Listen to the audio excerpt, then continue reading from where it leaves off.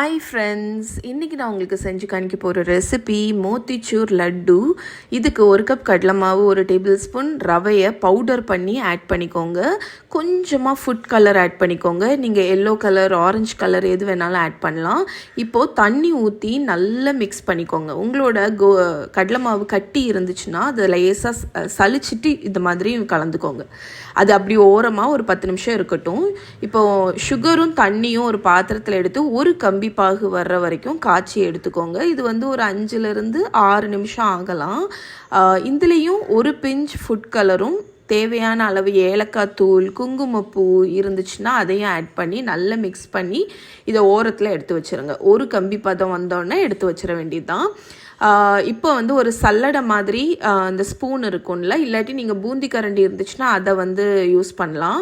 அந்த கரண்டியில் உங்களோட மாவை ஊற்றி நீங்கள் லேசாக டேப் பண்ணிங்கன்னா இந்த மாதிரி குட்டி குட்டி பூந்தியாட்டு எண்ணெயில் விழும். மிதமான ஹீட்டில் வச்சு இந்த பூந்தியை ரொம்ப கிறிஸ்பாட்டு மோத்திச்சூர் லட்டுக்கு ஃப்ரை பண்ணக்கூடாது. ஓரளவுக்கு சாஃப்டாக இருக்கிற அளவுக்கு ஃப்ரை பண்ணி எடுத்துருங்க. அடுத்த பேட்ச் பண்ணும்போது இந்த மாதிரி டேப் பண்ணிங்கன்னா அந்த ஓட்டையில் ஏதாவது அடைஞ்சிருந்துச்சுன்னா அது ரிலீஸ் ஆகிடும். திருப்பி நீங்கள் ஃப்ரெஷ்ஷாக மாவு ஊற்றி பொரித்து மொத்தமாக எடுத்து வச்சுடுங்க. ஸோ இப்போ நம்ம பூந்தி எல்லாமே பொரிச்சாச்சு. இப்போ நெய் ஹீட் பண்ணி அதில் குட்டி குட்டியாக கட் பண்ண முந்திரி பருப்பு, கிஸ்மிஸ், பாதாம் இருந்துச்சுன்னா அதை கூட நீங்கள் கட் பண்ணி போடலாம். மெலன் சீட்ஸு அதெல்லாமே நீங்கள் பொரித்து எடுத்துக்கோங்க. இப்போ நம்ம ஃப்ரை பண்ணி வச்சுருக்கிற பூந்தியை நம்ம ரெடி பண்ணி வச்சுருக்கிற சிரப்பில் போட்டு நல்லா மிக்ஸ் பண்ணிடுங்க. உங்களோட அந்த சிரப்பை அந்த பூந்தி ஃபுல்லாகவே அப்சர்வ் பண்ணிவிடும். ஸோ இந்த மிக்சர் உங்களுக்கு கொஞ்சம் திக்காக இருக்கும். இந்த டைமில் நம்ம ஃப்ரை பண்ணி வச்சுருக்கிற அந்த கேஷ்யூ அண்ட் கிஸ்மிஸை நெய்யோடு ஆட் பண்ணி அதையும் கலந்துருங்க. இப்போ உங்களோட இது கலந்தாச்சு. இதை மிக்ஸி ஜாரில் எடுத்து 1 ஸ்பூன் ஹாட் வாட்டர் ஊற்றி பல்ஸ் பண்ணி எடுக்கணும். ரொம்ப அரைச்சிடக்கூடாது. 2-3 பல்ஸ் மட்டும் விட்டு எடுத்திங்கன்னா இந்த மாதிரி கொரன்னு வரும்.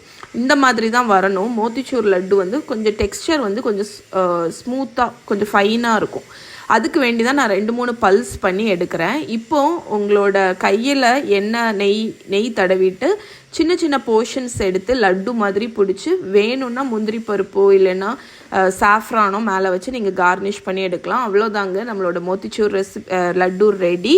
இதோட full written recipe yummy tummy aarthi.com இருக்குது. லிங்க்கு டிஸ்கிரிப்ஷனில் இருக்குது.